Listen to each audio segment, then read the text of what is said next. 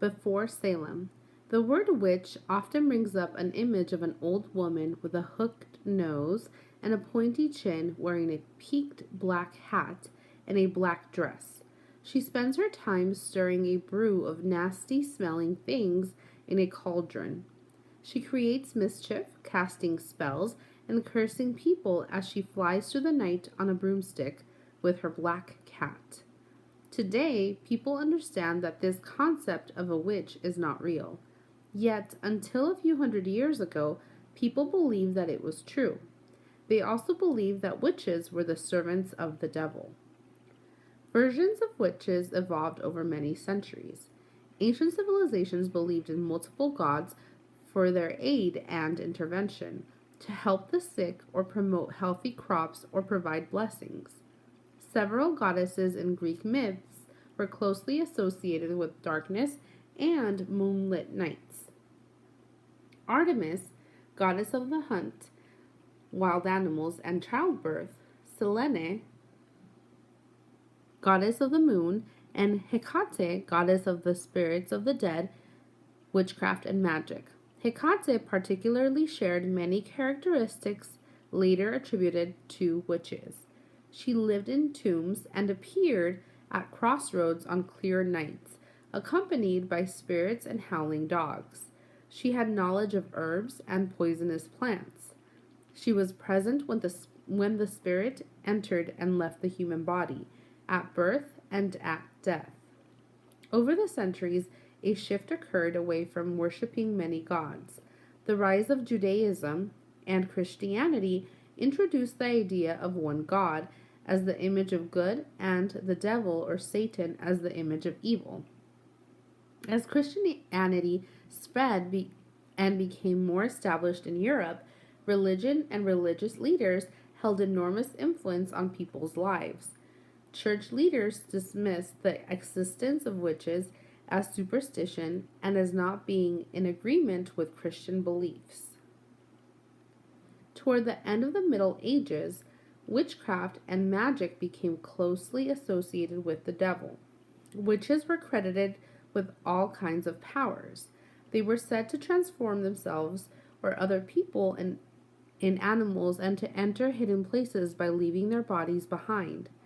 They were believed to make spells and potions capable of inspiring passion, creation delusions, and changing love to hate.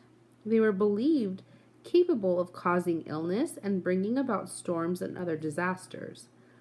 To carry out their secret plans, witches met together after dark. They were said to recruit followers by getting them to sign their names in the devil's book. The mostly Christian Europe of the 15th century believed it was waging a war against the devil and his followers. Witchcraft became a crime so terrible and evil that sparing the innocent was not as important as punishing the guilty. Any means, including torture and false promises, was justified if it led to a discovery and punishment of the guilty. Since women were viewed as spiritually and physically weaker than men, they were considered more vulnerable to the attacks and corrupting influence of the devil and more likely to become his followers. Witch hunting was supported by the most powerful men of the age. In 1320, the head of the Roman Catholic Church, Pope John XXII, declared that witches were heretics. In 1484, Pope Innocent VIII issued a decree that defined the powers of the Inquisition to be used for the suppression of witchcraft. 2 years later, two German friars, Henry Kramer and Jacob Sprenger, published the Malleus Maleficarum of the Hammer of Witches. The publication stated that the acts of witchcraft were real, dangerous, and associated with the devil. The work provided information on how to fight and destroy witches. It supported the use of torture and suggested that if the guilty party could not be made to confess, it might be because the devil had power over her or him. From the 15th century through the 18th centuries, tens of thousands of accused witches were burned at the stake in Europe. Over Magic Witch. The Middle Ages was the period in European history from about AD 476 to 1453 between antiquity and the Renaissance. Heretics are people who hold controversial opinions, especially in public opposition to the Roman Catholic Church. The Inquisition was a court held in the Roman Catholic Church to identify and persecute heretics or church members who publicly dissented from the church's beliefs. Did you know the most famous witch to be executed in Europe was Joan of Arc? Joan was a French peasant girl who rallied the French army to defeat an invading English army at Orleans. She was captured in the spring of 1430, turned over to the English, accused of being a witch, and burned at the stake in 1431.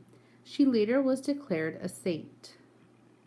Joan of Arc was burned at the stake for being a witch, but her real crime may have been that she was a woman who stepped outside the accepted boundaries between men and women in the 15th century. Germany led aggressive efforts to eliminate witches in Western Europe. Here, 3 victims are publicly burned in the city of Nuremberg in 1555. The witch hunts reached their height between the late 1500s and the mid 1600s. The accused came from a variety of backgrounds, but they were more likely to be women, poor, or elderly. They also often showed an independence from male authority or an outspokenness that was not considered appropriate for the time. It was not until the 18th century that witch hunting was discredited and witches and witchcraft were proclaimed imaginary. In the American colonies, the persecution of witches occurred on a smaller scale. While hundreds were accused, less than 35 New Englanders were executed for witchcraft. Hartford, Connecticut was the site of the first public hanging of a witch in 1647. Several other executions took place the years that followed, and 4 convicted witches were hanged in 1662. 20 men and women were victims of the 1692 witch trials. In the colonies, as in England, it was against the law to be a witch, but it was a civil issue in the colonies, not a religious issue, as it was in England. As a capital crime, witches in the colonies were hanged. Today, it is difficult to fully understand the actions and behaviors of people 300 years ago, and yet forms of witch hunts have taken place in the United States since then. Number 6. Which sentence best describes the main idea of this passage? A. Different religious beliefs have determined people's understanding of witches over the years. B. Witches are not real. C. Women who were poor were thought to be witches. D. Our image of a witch today is very different than how people have thought about witches in the past. Number 7. Which detail from the passage best supports your answer in question 6? A. Today people understand that this concept of a witch is not real. B. Ancient civilizations believed in multiple gods for their aid and intervention to help the sick or promote healthy crops or provide blessings. Toward the end of the Middle Ages, witchcraft and magic became closely associated with the devil. D. It was not until the 18th century that witch hunting was discredited and witches and witchcraft were proclaimed imaginary. Number 8. Where was the site of the first public hanging for a witch? A. Ancient Greece. B. Germany. C. Europe. D. Connecticut. Number 9. The author of Before Salem most likely included the information about Joan of Arc for which 2 reasons? A. To prove a specific example to support the main idea. To provide a specific example to support the main idea.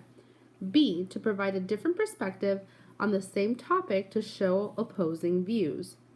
C. To teach us about a famous saint who was misunderstood as a witch. D. To explain how guilty witches were persecuted in the 1400s. E. To show how women who did not follow traditional roles were targeted as witches. Number 10. Read the paragraph. In the colonies, as in England, it was against the law to be a witch, but it was a civil issue in the colonies, not a religious issue as it was in England. As a capital crime, witches in the colonies were hanged. What is the meaning of the word capital as it is used in the paragraph? A. The city where government buildings are located within a state.